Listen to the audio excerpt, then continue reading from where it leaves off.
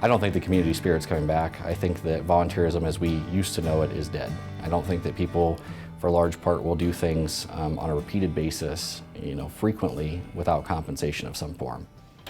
Volunteers are taking a lot of their own time out. They're giving a lot of their own time, their energy, their resources to the community with little to no return in terms of financial compensation. So when you think about a volunteer firefighter, there's a cost. I mean, it costs me money to volunteer, and it costs a lot of people money to volunteer because they're leaving their work, and particularly in cases where you have professional people, whether they're doctors, engineers, attorneys, any kind of person that owns their own small business, when they're leaving their employment to go serve the community, that's time that they're not putting in to make money for their family and to generate business for their company.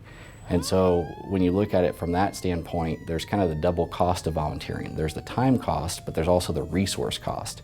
And then if you're a volunteer and something happens where you're hurt, then that adds an additional stressor to the situation. And if you think about, there's the difference between, I'm burnt in a fire versus a mental injury like PTSD, because we don't see the PTSD necessarily like we would a burn injury. And so for a volunteer, if I have a mental injury, my mind is my revenue generator as an attorney.